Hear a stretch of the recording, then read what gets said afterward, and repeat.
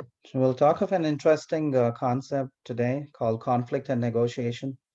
I'm sure those who have had experience working in industry, in companies, in organization, institutions, I'm sure you've had situations of conflict.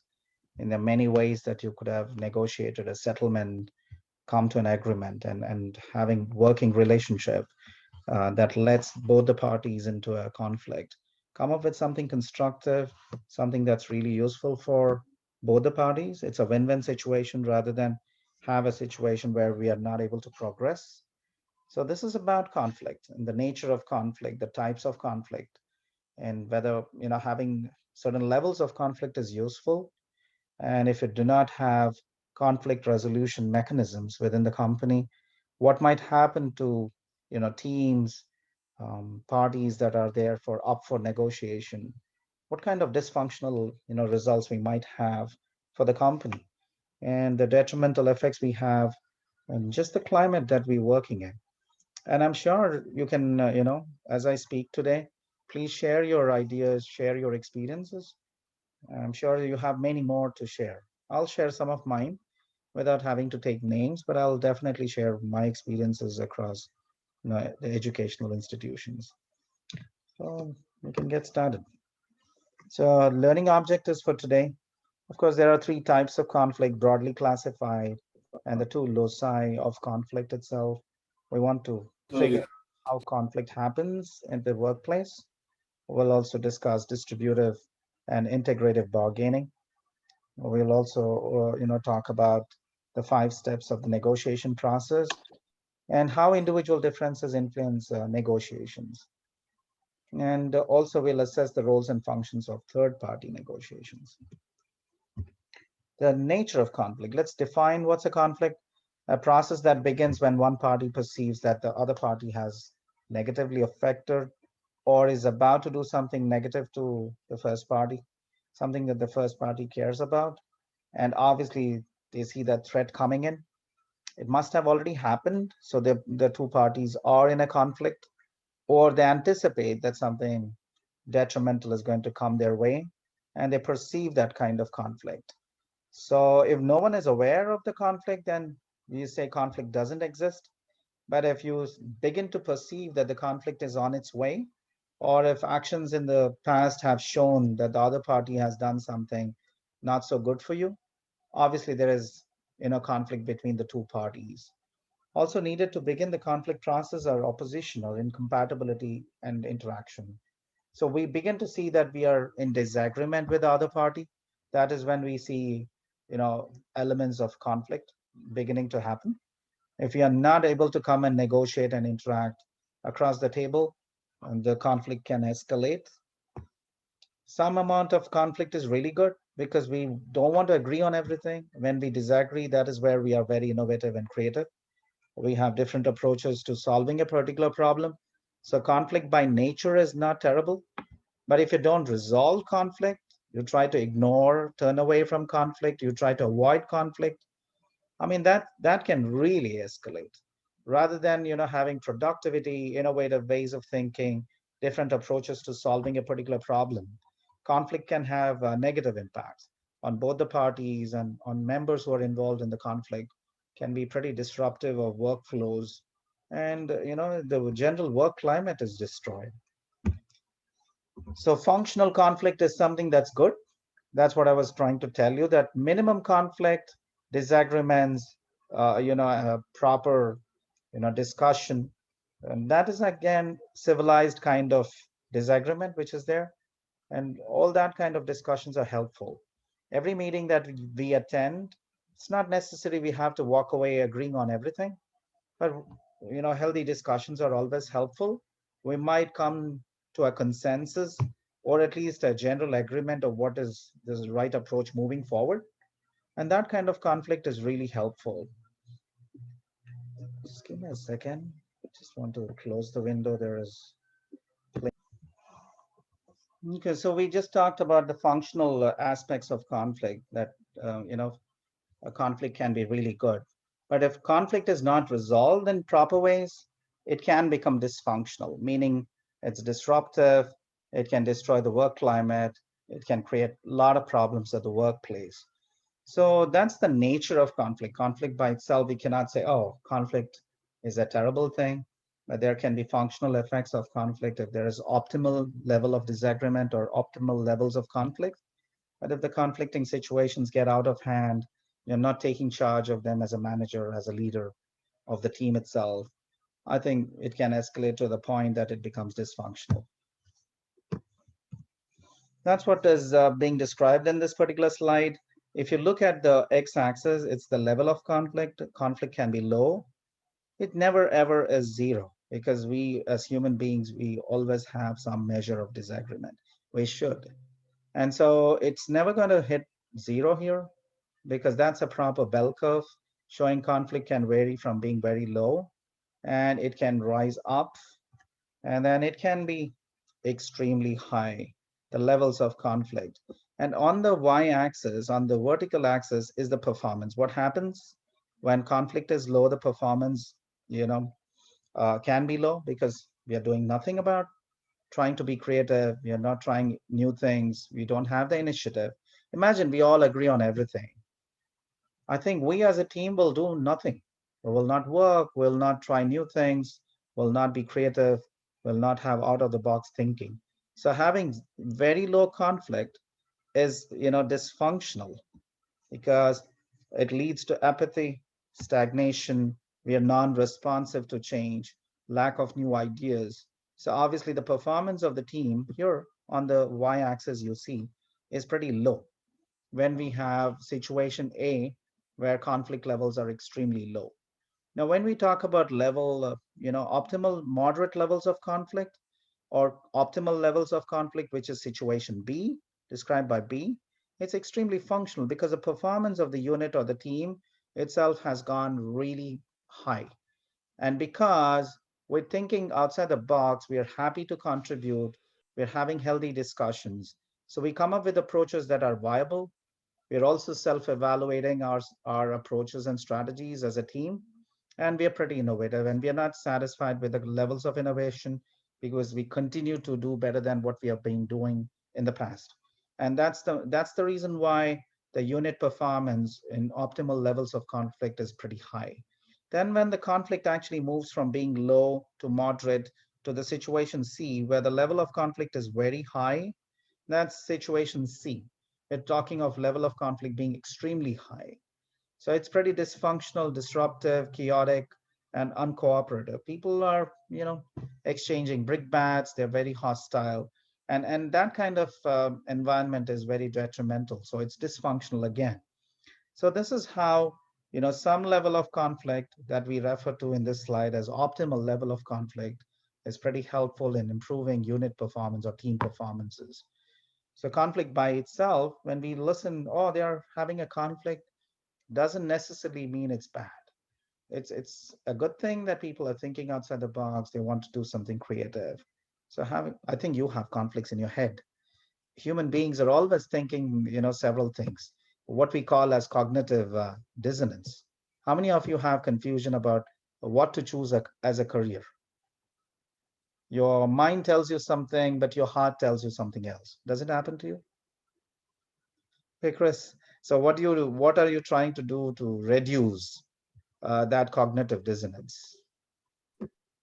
So what I'm trying to do is become more educated about all my different options and explore a little bit on what I want to do in life. So that way I could better assess what the internal conflict is and like how to find what I want to do.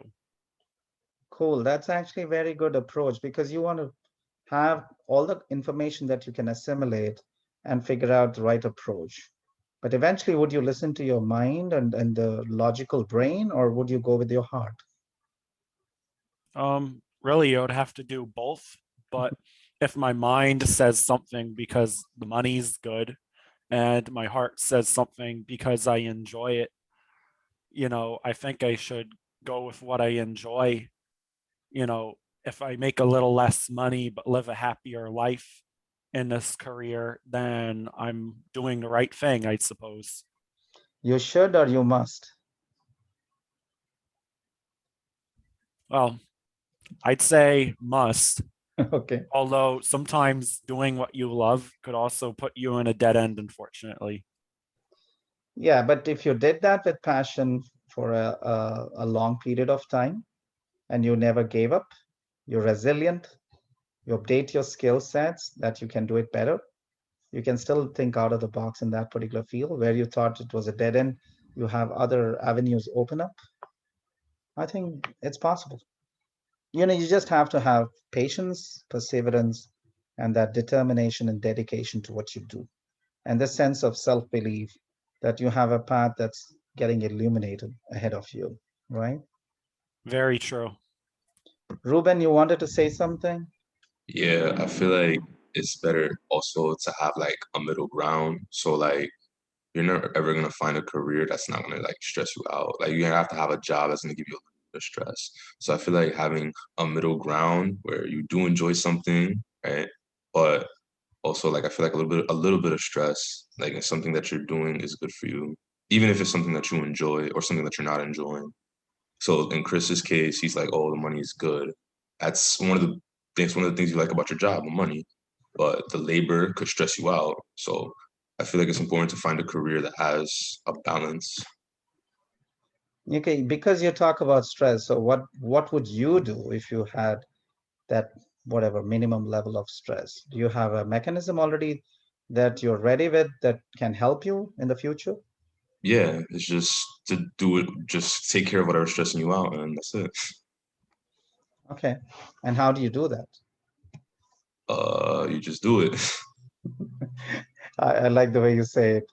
But I would think it's just building on your abilities and your own skill sets. Most of the times that we think that people are stressing us, our job is stressing us, or the work is stressing us. Probably if you just turn inward and say, okay, can I have equip myself with several other skills that'll make me feel less stressful, more comfortable with what I'm having to do? I think that's why, first day when you start working on a new job, you have to feel stressed out because we are human. But when you start becoming familiar with what you're doing, with people, with the tasks and activities that you perform, the same job is no longer as stressful. With experience, you begin to have no stress at all unless additional responsibilities are being added.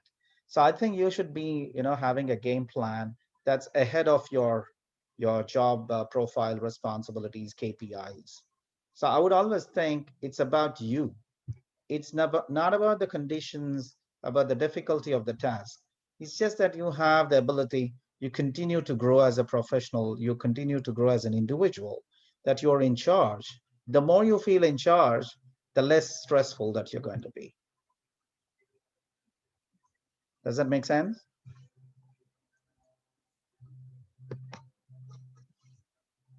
Ruben, are you there? Yeah, I'm here. I'm sorry. I was taking care of something else. I'm sorry. Yeah, but I feel like I feel like the types of conflicts you run into at work on your first day, like what you said, will stress you out. That's normal though. It's completely normal. And that if you are gonna do something that eventually when you get to like the groove of the job, then when you get more responsibilities, that's also a part of the job. So Yeah, I feel the like with concept, responsibility the, yeah. and the task conflict, I Uh-huh. feel like all of that is just part of, getting promoted or something. Yeah, the types of conflict that are listed out here, task conflicts, is the goals that you have to achieve. And it could be that the processes, the means that you're using to achieve those goals. You might end up in a lot of situations where you have dilemmas, ethical dilemmas that you might have to deal with regarding the means that you pursue to actually achieve those goals. Relationship conflict, because we have a lot of personalities at the workplace. Each individual is different. They bring to their table not just a set of skills and credentials and education, but they bring to that across the table, they bring emotions, feelings, belief systems, values, certain cultural aspects. So they're a bundle of all that together that we call as a personality. So we are definitely going to have to deal with people of all kinds. One quick question. Have you had those, relationship conflicts at the workplace? Yes, Anyone? So I have. how do you handle that? Um, well, I don't know. I have this one manager at my job who is like one day she's like super nice and the next day she just like completely nitpicks anything you do and like just makes everyone honestly want to leave. Wow. Okay. So I feel like in that situation, because she doesn't do it to every like she because she does it to everyone, you kind of learn like not to take it personally. But I feel like that's like such a good lesson for life because like there's always going to be people that you don't like and there's always going to be people who like might treat you badly. But like if you just don't take it personally and you don't let it affect you, it kind of like motivates you to just like move past it and do better. So that's kind of just like what I do. Like I just ignore it and I kind of just be polite back to her instead of like raising my voice back at her or like going back at her because then that would just cause like even more of a conflict. When in her head, she probably doesn't even realize that she's being rude half the time, but some people just have that type of personality, you know? That's an amazing approach, Casey. What you said is so useful because it's about your perception, and you figured out that in a very smart way. You figured out that she's just consistent with her behavior of whatever she's doing. We're not saying necessarily it's the right way of, treating people, but she's doing that to everyone. And as you rightly point out, she might not even be aware, and so maybe she's not that intentional in the way she talks. And so taking that with a pinch of salt and not overreacting, that's an extremely mature approach. And God bless you because you're very strong in that sense. It'll come, it'll hold you in good stead in the future. And when you know how to handle people, I think you can handle anything. Yeah, and I So think that like I'm sorry, I don't want to cut you off. nah, it's good. You Um go. I think that also like I mean we say it all the time and it gets like really cliche, but your actions at the end of the day is like what's going to count. So it's like if you're a good worker and like you're constantly like, you know, maybe recognized for the things that you do, like your manager getting mad at you, like because I have 5 managers at work and it's like this only this one that does this. So it's like all the other managers recognize like that I'm a good worker and like if she doesn't, then it's really not affecting anything. You know what I mean? Yeah, Just absolutely like agree. you're doing the right thing, so that's really all that matters at the end of the day, I guess. Yeah, that's a perfect approach. I mean, you are answerable to your conscience, and if you know that you're being honest and you give your best every day, you're not supposed to be answering everyone. And yeah, in that sense, like what Ruben was talking about, you're not going to stress yourself for no reason. And because you're confident, you have the sense of self-efficacy, a self-belief, and you're able to self-evaluate yourself. You carry a very strong, positive self-image that cannot be dented by one X or Y individual, right? Yeah, no, you're right. Yeah. So then the last type of conflict that we generally face at the workplace is process conflict, because we are sometimes unsure how things have to be done. We might take it for granted as if we understand it, but it might not be that obvious. So, and if you have a large organization with several people having the same kind of confusion or ambiguity, you might have a lot of process conflict. It might not be about individuals, might not be about goals, it might not be about relationship. If you just tweak the process, make the process clear to everybody, communicate the process steps, and also tell who are process owners.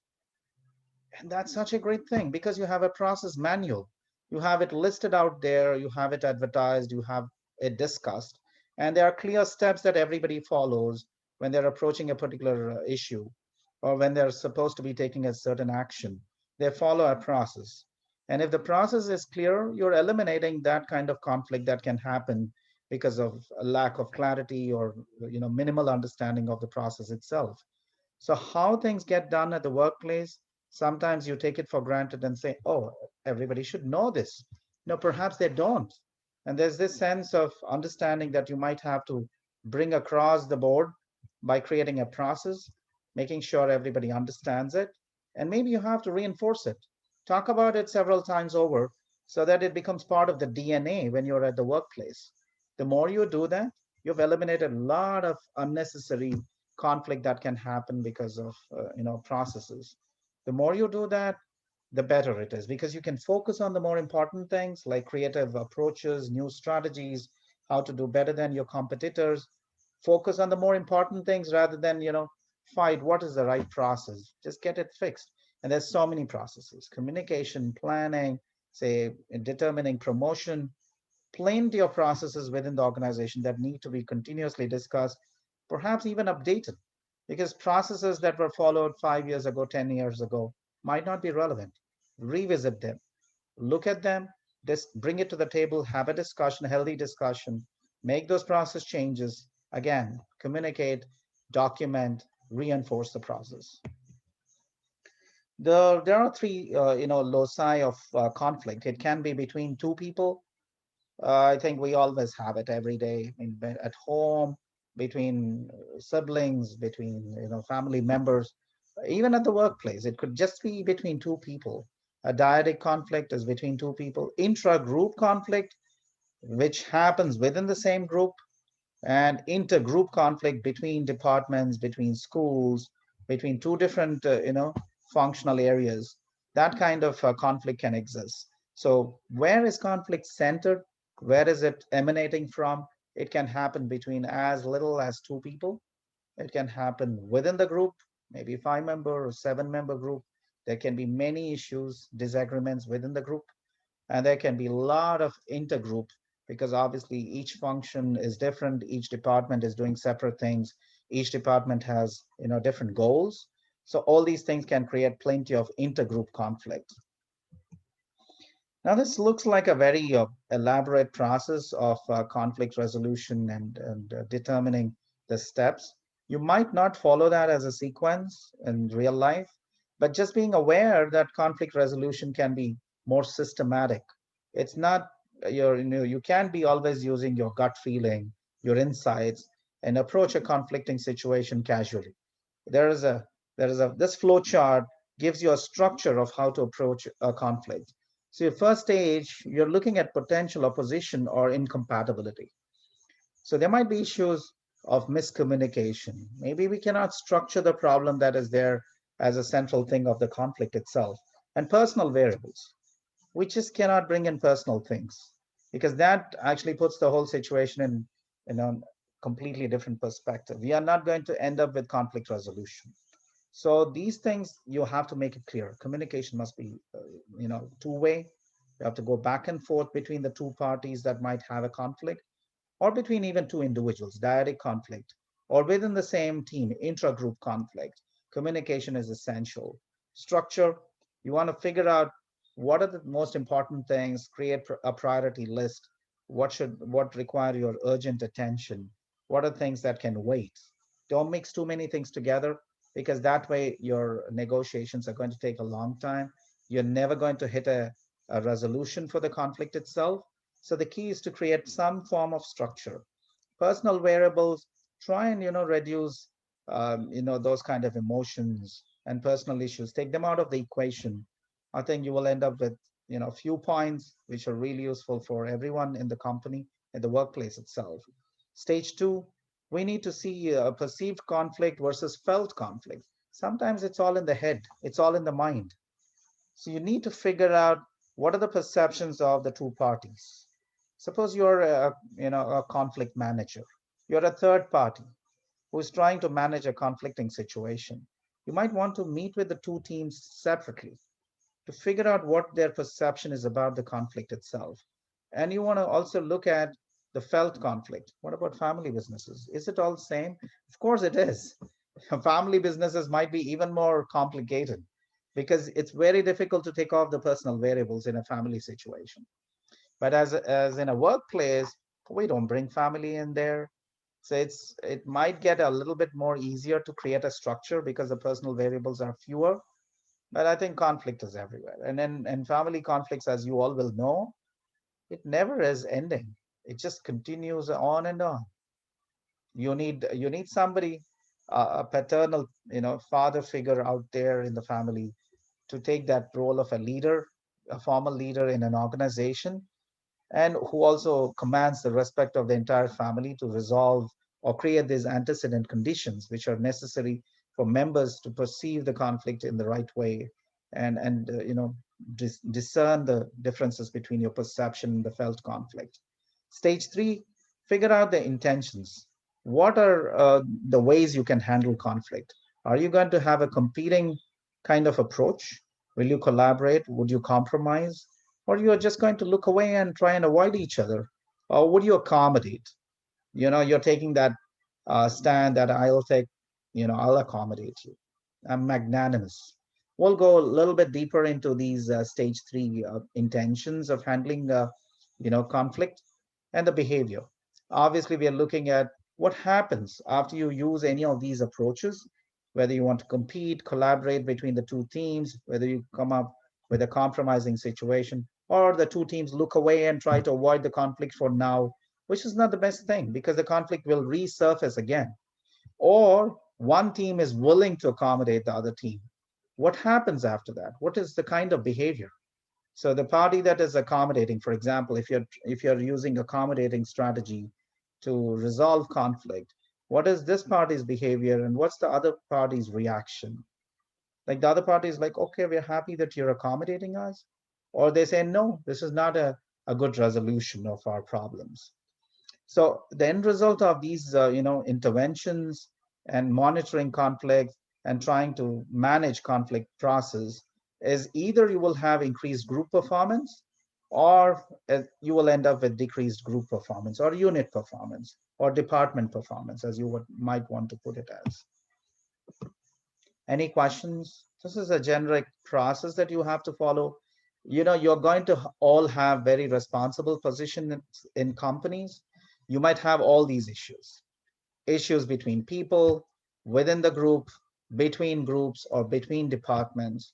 So I think where your leadership emerges, and where you can come back as a very strong leader is if you understand that you can create a structure, you need to work on communication, focus there, try and remove those personal variables.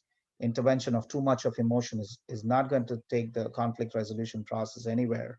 You might want to talk to the two parties to figure out what's their perception separately, and understand their feelings. Maybe list out a priority list which are most important, most urgent, and then use any of these strategies to bring the two parties together, and make sure that you're having positive behaviors from the two parties because you're interested in increasing group performance of the two parties.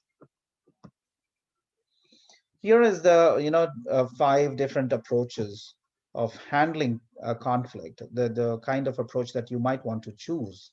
On the x-axis, it's the level of cooperativeness. Are you going to be uncooperative, or do you want to cooperate with the other party that much more? So the x-axis is about that, and the y-axis is how assertive do you want to be. On the lower end of the spectrum, on the y-axis, is you're unassertive. On the highest, you're extremely assertive.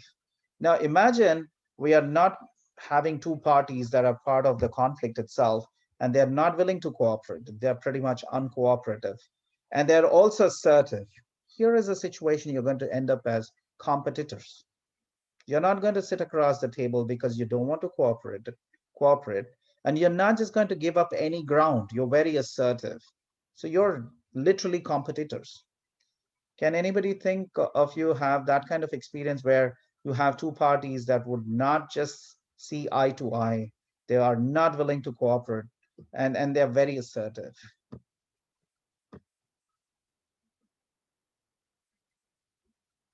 Yeah, I would agree. You have a point. They don't want to compromise. That's a middle ground. You give up something as one party, that's why you have a broken arrow here, and the other party is ready to give up something, that's why you call a compromise. It's a nice way of representing the strategy itself. Not every time that's going to be possible. Sometimes you might have to end up here. One team is extremely cooperative, and it's not going to be assertive, and that's why this arrow, which is longer, the blue one, that team is extremely accommodating, and they're very cooperative. But the other team is willing to accept that position as well by not being as assertive. That's what we call as accommodating. You're a bigger department. You're trying to address the concerns of a smaller team, and the smaller team has concerns. They feel intimidated. What are you going to do? You'll say, no, we don't want to help you. You'll say, okay, we are a large team. You're a small team. We understand your concerns. You feel, cornered. You don't feel as secure. We are willing to accommodate you in a positive way. And they'll say, okay, thank you. And that's what we call as being accommodating as a strategy, because the two teams are willing to cooperate, and they're not assertive. And that's why this particular strategy might work. But if they're not, if they're very combative, you might still end up as competitors. Whether that's useful, healthy for your organization is completely up to you.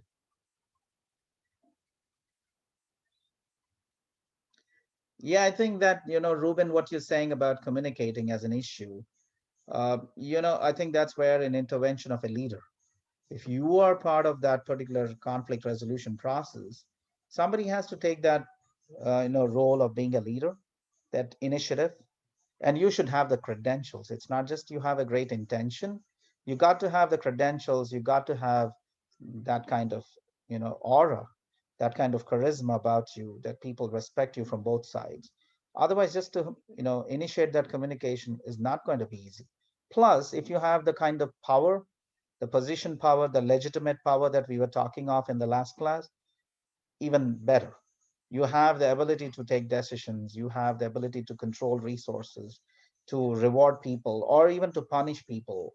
If you have that kind of position and the credentials and the kind of character that you bring to the table of honesty, integrity, you can bring these two teams that are right now competing and not willing to cooperate and are pretty assertive to either compromise or, even better, to collaborate, where they're very willing to cooperate now and they still can be assertive. So you might want to play that role, from bringing a team that's here to here, or maybe here, or worst case, you can go here, but because one team is willing to accommodate the other. But that's the reason why leaders are leaders. The worst is here. You have two teams that are not willing to cooperate, and they're not assertive. They're just looking away, trying to avoid the situation for the time being. It's dysfunctional, because it looks as if there is no conflict. The conflict still exists, and nobody wants to perceive it. Nobody wants to acknowledge it. They don't want to act on it. And when you postpone looking at the most important things, it's going to hurt you. It's going to come back to haunt you. So that's what happens. This is the most dysfunctional approach, I believe. Sometimes you have no option. Ruben, like the situations that you're explaining, it looks like as if you're trying to suggest maybe in this situation avoiding is the only possible way. But if you're compelling as a personality, you're strong as a leader, and you have that kind of position power in the company, you can bring these people here, the two parties that are trying to avoid conflict, either to compromise or to accommodate, or even compete against each other.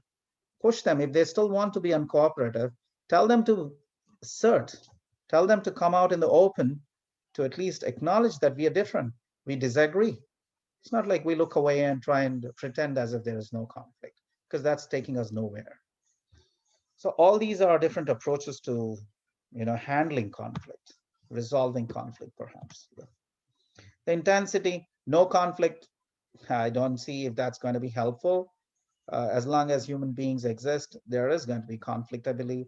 Minor disagreements, misunderstandings can happen. A little apology here, a little apology there. Things are back, they're friends, they're willing to work. Overt questioning or challenging of others, yeah, it can happen most of the times. And I know better. I can tell you for sure you're wrong. Those kind of statements, assertive verbal attacks. I've seen this at the workplace, threats and ultimatums that you can issue the other person. I had a colleague of mine who used to always tell me in the morning, I'll buy you a one-way ticket. Have you had such colleagues, such experiences? I'll buy you a one-way ticket. Literally trying to threaten me, saying you will be fired. So how do you handle that?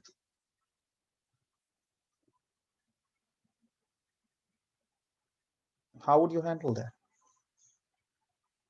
Where does that fall? Assertive verbal attack or threat, or what is it? Just leave? I would smile. I know my reaction was very typical. I would smile. I would say, yeah, sure, you can buy me. Why not? If I get a free ticket to go home to India, I'll go see my family. I would treat it as a gift. I If was somebody gonna else, say something along the same lines, but I also wanted to know in this situation, like, were you like kind of like in the position where you deserved that kind of like thing? nah, not at all. And I Okay, knew yeah. everybody Then I else think wanted I would, me. yeah, then I think I would handle it the same way and just like say some sarcastic, like backhanded, like but polite, like civil type of thing. Just match his energy, really. It's like the golden rule, like do others how you want them to do upon you, right? Yeah, exactly. And strangely, that person, the day he was going to be fired, did not know he was going to be fired. Can you believe that? Even that day, he was as threatening, and he continued to do what he was good at, threatening everyone around. No, that's the kind of personality that Casey also was talking about. And I've seen people with aggressive physical attacks. I had to actually step in to separate two people from exchanging blows. Have you got into that situation? I did that in high school in like a cafeteria brawl, but like never at the workplace. And did you come out, resolving the conflict, or did you come back with some, Yeah, it was punches? like my really good female friend's boyfriend, and he was about to just start like hitting some kids. So like I grabbed him. He's like twice my size, so I bear hugged him backwards down to like onto the top of the table, and then later he's just like thanking me. He's like, "Yo, I would have gone in so much trouble." You're a brave person. That way, you're actually getting in between people, who are way bigger than you. I did that. I thought that day I'm going to have some punches to take home because maybe I would get it from both sides. But luckily for me, I could separate them. I did the same thing at the workplace, not in school. School, I can't even recall if I did that, but in at the workplace. So, these things can happen. And it can get really destructive. Conflict levels can be there when there are efforts to destroy the other party completely. It could be physically, it could be, psychologically, it could be, threatening to take people off from their workplace, dismissing them. All kinds of things can happen, and damaging their reputation, attacking them, and having those personal attacks, character assassination. All these can happen. So the level of conflict is nothing like no conflict to all the way where you're hell bent on destroying the other person, creating evidences, falsely representing information, trying to distort emails, trying to pull up evidence, maybe even go to the legal process for unnecessary reasons and create stress on the other party. I've seen people do all this. By the way, guys, just for you to let you know, even when you write emails, make 100% sure you're not writing stuff that can be taken as evidence of you having to do something with discrimination. Every word has to be weighed. With certain people, especially those who are prone to getting into these kinds of behavior, like the ones that Casey was mentioning. If you're putting something in written or even on the phone, I've just come to know that in the US, a telephonic conversation can be recorded without your permission, and that is admissible in the court of law. Did you know this, guys? Did you know it? That somebody can record you without your permission, and that can be taken as evidence in the court of law? Thankfully, I mean, Chris, here, you're born here and you've lived long enough here. But that was surprising to me. So I'm like, man. So when I talk, I got to be super careful. Maybe they're recording me. Who knows? And even writing emails.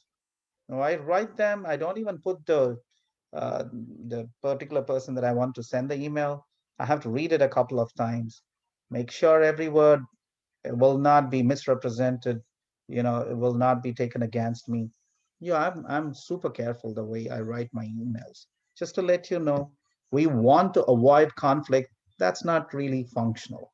If we have a healthy discussion, healthy disagreement, we're talking of different approaches, I'm willing to accommodate, I'm willing to compromise, even collaborate, work with you, assist you. Just because we know we are having different positions, we don't have to agree on everything, because at the end of the day, we want to do a better job for our department. We care for our school, we care for our university. If that be the intention, we can accommodate, we could compromise, we could also collaborate if you want to. Yeah, we can even compete in a nice, healthy way if you think that's going to take us forward. But if it gets here, that kind of destructive, extreme levels of conflict, you should be extremely cautious the way you handle it.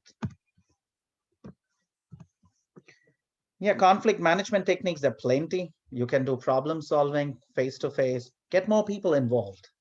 There is always strength in teams. If you know you might end up with dealing with a tough employee, it's always better you pull a team together.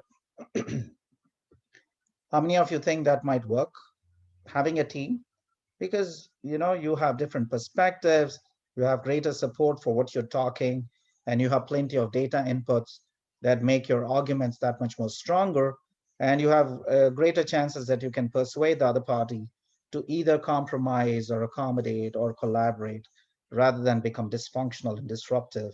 Superordinate goals, create goals that are really, without the cooperation of the two parties, we are not going to be able to do it.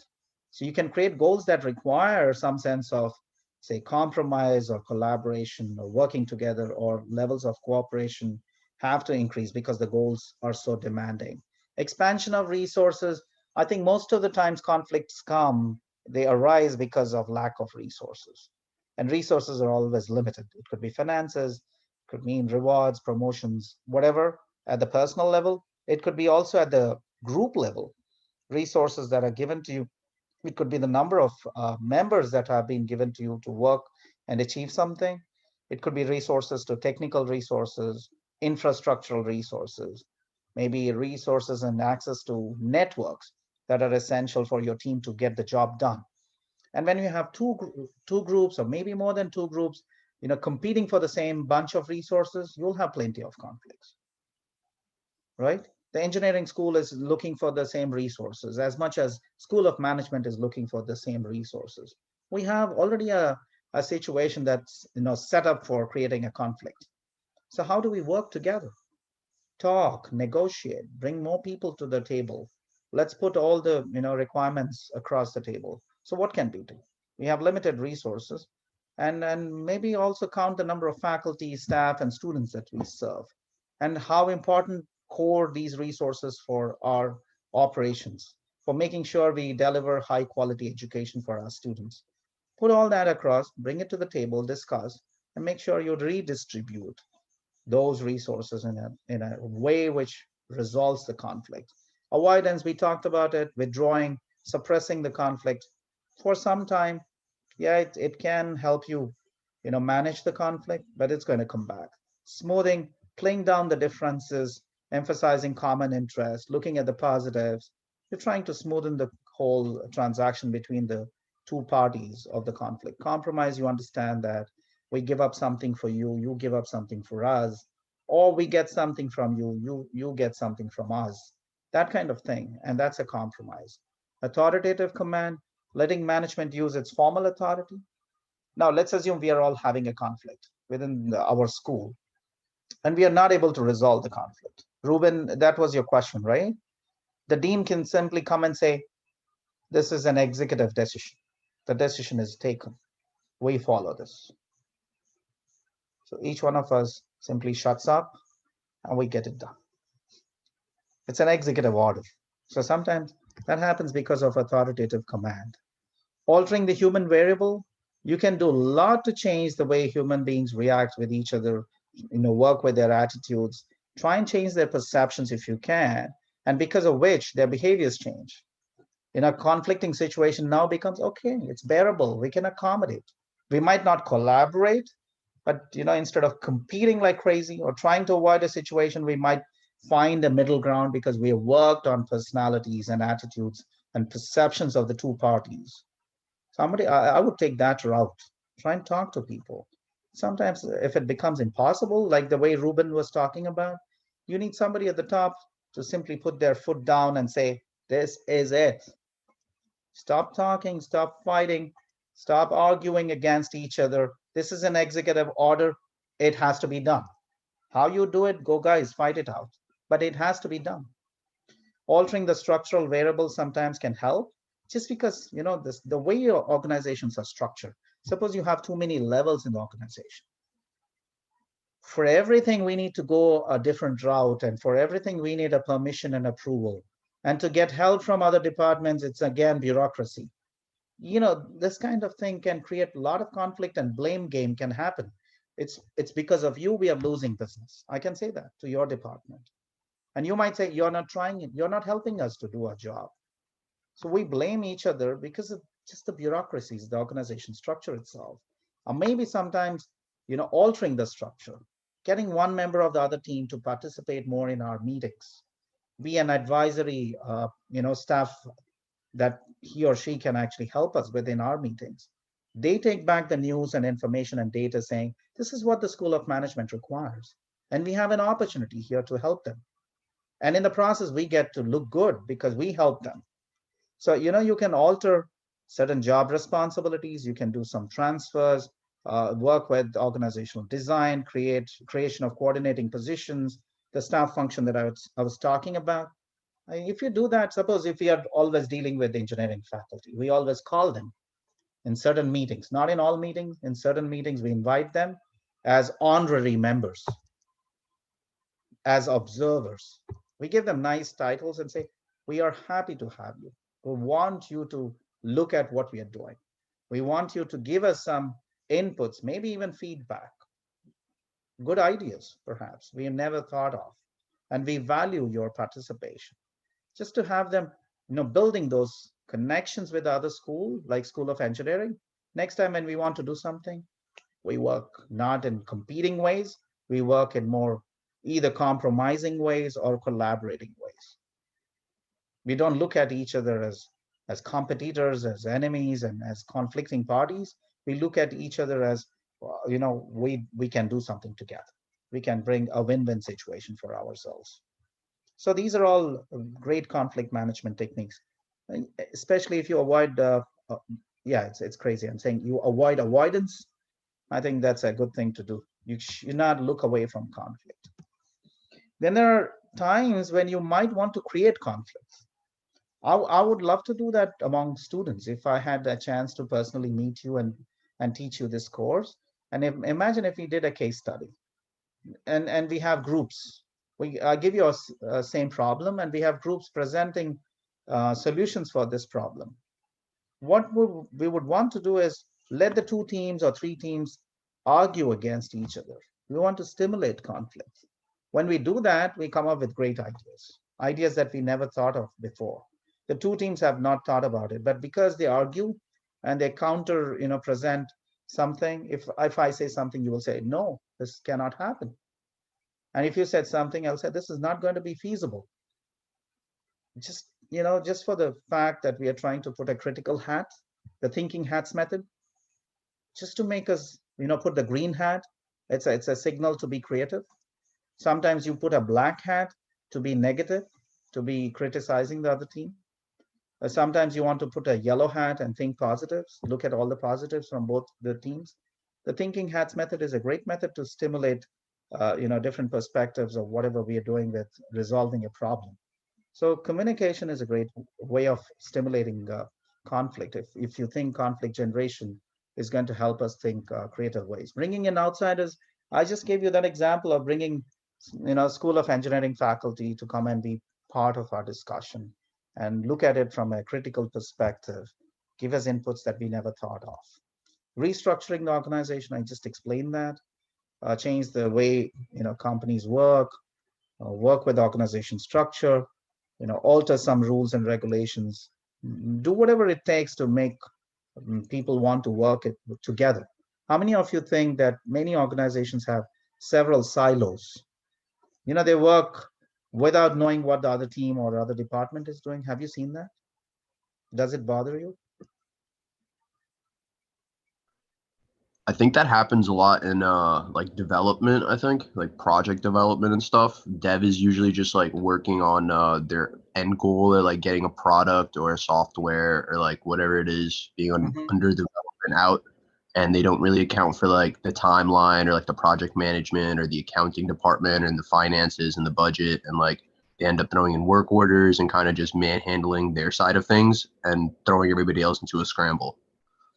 Yeah, and interestingly, if you say development or design departments doing that, if they are not that connected with, say, the marketing department or the department that does consumer surveys or takes in feedback on their blog sites, and if you're simply designing products or redesigning certain things or developing the services which don't necessarily integrate everything that concerns customers or clients, you're going to have a problem.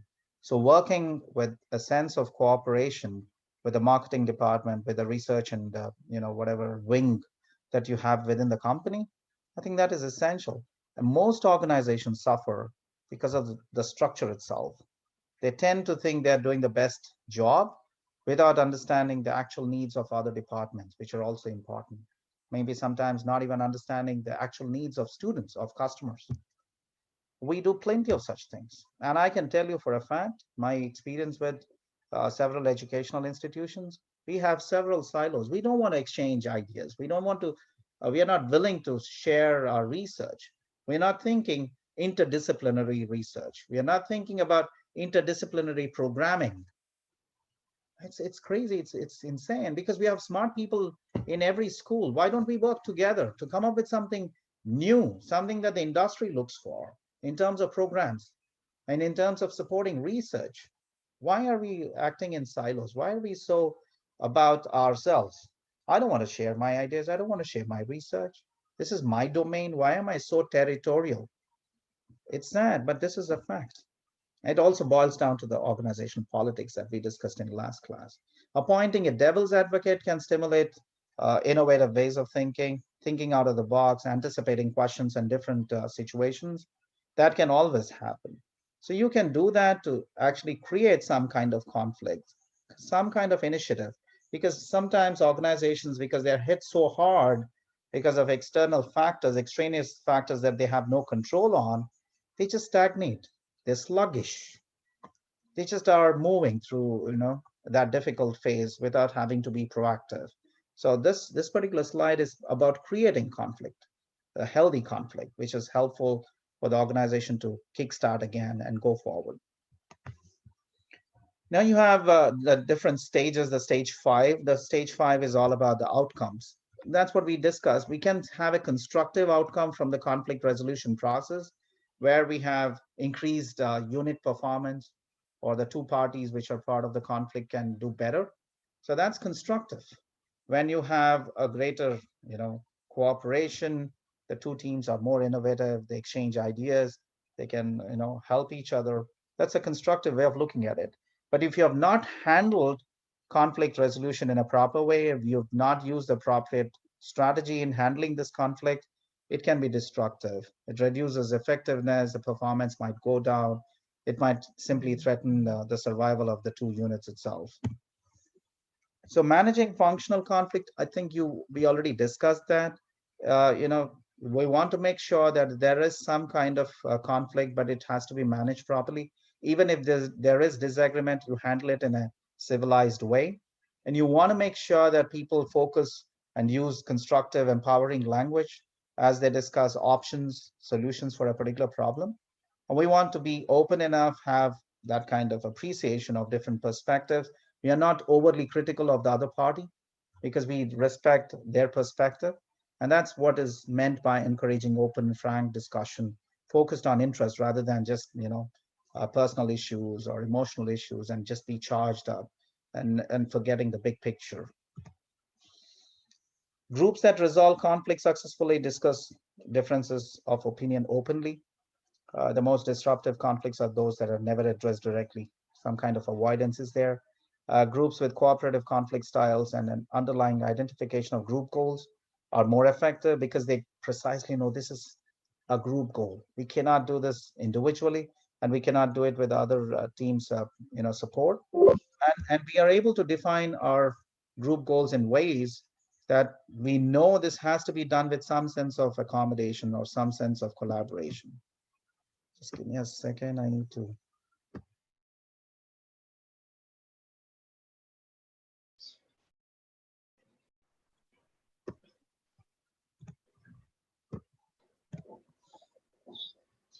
Now, differences across countries in conflict resolution. I come from the Eastern cultures, which is pretty much collectivistic cultures, see people as deeply embedded in social situations. There's so much that we tend to ignore about cultures. What kind of cultures that we have to deal with because of diversity at the workplace. You might want to make sure if somebody is saying something, what's the cultural context?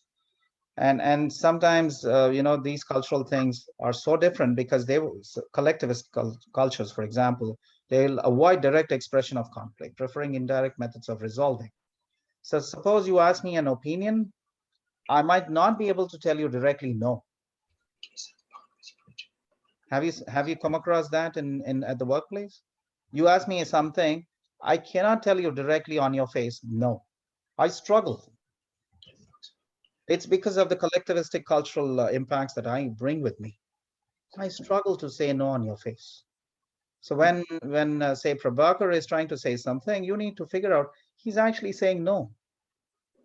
Okay, you got to read between the lines the way I respond to you and say he's disagreeing with this.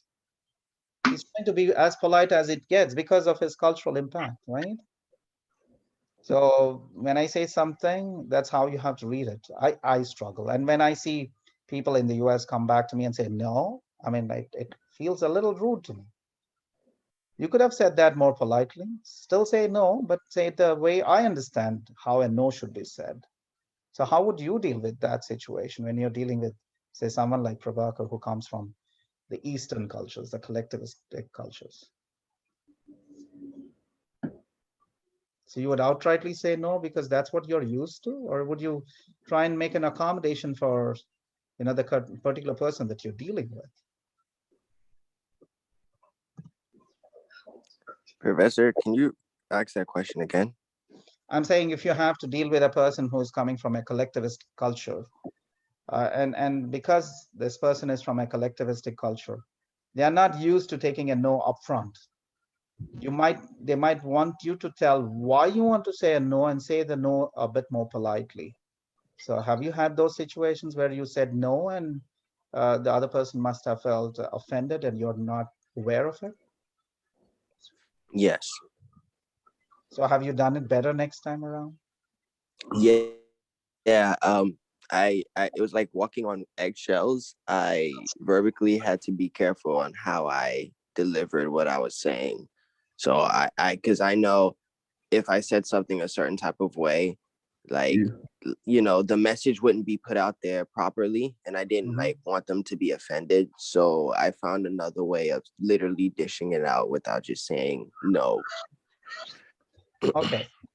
And I've seen a lot of kids in the US. As soon as they come to the US and they go to schools in the US, I think it's a positive thing that they're taught how to say no. They're more assertive, they're more confident. But I'm not used to it. So when my kids straight away tell me no, I'm like, oh, that was a little too upfront. You're on my face.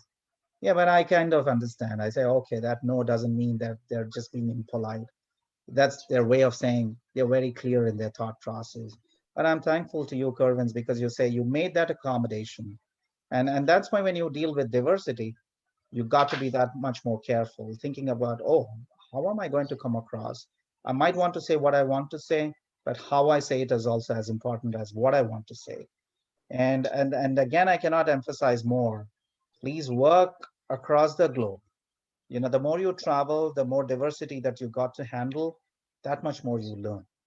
Your adaptability, your ability to be successful across the board in any country, any difficult situation is much better because you've had that chance and opportunity to work in diverse cultures, in diverse workforce compositions. And if you did that frequently, that experience is just invaluable.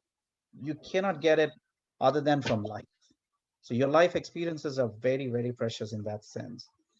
We'll go to the last part of our chapter. I don't know if I'll be able to finish it, but I'll try. It's about negotiation. You want to have this, sometimes you have two parties which are having a conflict. You want to bring them across the table to negotiate and have a bargaining kind of interaction, which is mutually beneficial. And you have all kind of negotiations that happen with, say, two parties, with the union, with different associations, with between departments. Negotiations can be there across between you and a person who's offering a job. So at the individual level, at the direct level, negotiations I think this is such an important thing. And there are two different ways of bargaining. One is called distributive bargaining. The other is called as integrative bargaining. Now, very quickly, the goal for bargaining and distributive bargaining is get as much as possible, take as much as possible, you know, win as much as possible. The integrative bargaining is expand the pie. What is at stake that can be worked on? We contribute more to the pie so that both parties can have a bigger share rather than just, try and grab as much for yourself in distributed bargaining.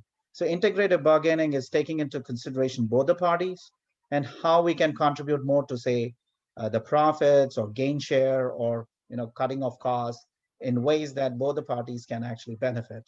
Motivation in the distributed bargaining kind of approach is win-lose. Whatever I win is your loss. That's distributed bargaining. Integrative bargaining is I win by whatever we are trying to decide to come up as an approach. And the same time, you also have a win. It's not a zero-sum game like it is in distributed bargaining, but in win-win approach, it's more synergistic, collaborative. Focus, it's I can go beyond this point on this issue. Interest, the focus is on interest here. It's not taking a position, it's on the interest. Can you explain why this issue is so important to you so that I might help you and that you go satisfied that you want to come back and give me more business in the future? So it's not taking a stand like no and yes, but it's trying to say, what was your perspective? Can I empathize more? Can I figure out what was the rationale when you said yes or when you said no, when you choose to take a stand? That's what is integrative. And that also ties up to the cultural thing example that I was discussing a while ago. Interest, it's opposed because it's, we have opposing interest in this case, and I'm trying to win as much as possible from you. Here it's congruent. We want to go together. We want to collaborate. We want to have a situation where we can work in ways that are synergistic. Information sharing is very low because obviously I don't want to give away anything that you might use against me if we are the two parties to a conflict. But information sharing is high in the sense I'm willing to give you some data, some information, or why I think this is a right approach. You would do the same thing. And our perspective changes. We are ready to accommodate. We are ready to move along or even collaborate. Duration of the relationship, if you're going for distributed bargaining, it's pretty short term. Whereas if it's integrative, it's long term. I can tell you, for example, when I come to the table across with HR, with my boss, whoever is hiring me, I go with this integrative bargaining.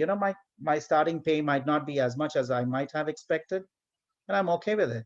Over a period of time, I try to prove my worth, and they give me additional responsibilities. With additional responsibilities, you get additional pay. It's a win-win kind of approach. I'm coming at a little lower pay. You think you won, but when I come and join your company, you begin to realize that Prabhakar can be utilized, his services, his skill sets can be used in several other areas. You give me additional responsibilities, and you obviously know when you add additional responsibility, you have to pay me more. I end up getting what I truly deserve. I've always followed this long term. That's why you see, I started off my job in 1996, worked 9 years in the first institution. With NYT, I joined in 2008, and it's my 13th year. So it's long term because you have an integrative bargaining kind of mindset. You go win-win. You want to work with others. The interest is how I empathize with the school, with other people in the organization. That's about negotiation. Staking out the bargaining zone. This is a settlement area that you want to look at it because party A has an aspirational range. This is what their expectations can be. Party B, that's their aspirational range. Then these could be their expectations. The middle ground is that, and that's what is the bargaining zone.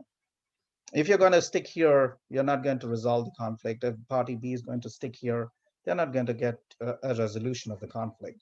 So there has to be some settlement range. And if that range is in striking distance, and if you have a third person or a leader or some arbitrator in between who can help that discussion or negotiations go forward, there's a very good chance that a deal can be struck. So research actually shows that when you're engaged in distributive bargaining, one of the best things you can do is to make the first offer, because you're trying to get the larger share of the pie. And to make an aggressive one, you might do yourself a favor. I've seen, for example, you're applying for an executive level position. You don't want to compromise on the title. You don't want to compromise on the pay package. So they make the first offer. This is something that I cannot, when they're not, maybe they're not talking straight away to the employer, but they might talk to the particular consultant who is actually helping you with the executive search. They might tell the consultant, these are my demands. If they want me, this is what they have to cough up in terms of salary, benefits, packages, whatever, titles. This is the demands. So the consultant takes that story to the employer. This is an aggressive way of bargaining. It's a distributive bargaining, and that comes from the fact that you're so credentialed, you're super confident that you're you're a commodity that's in high demand. I'm not sure if we have reached there that we can be very aggressive. If you cannot, I don't think I have reached that level where I can be aggressive and I can use distributive bargaining, that I make the offer and I stand on it in an aggressive way. So I go integrative. It suits my personality, it suits my position or my credentials right now. Now, integrative bargaining need the right conditions, and parties are open with information. They share more information. They're sensitive. They empathize that much more. They trust one another. They're willing to, make that accommodation. They are very flexible, and we already discussed that. And that's okay. If you have technical issues, I completely understand. Yeah, then the last one, the negotiation process, you prepare and plan.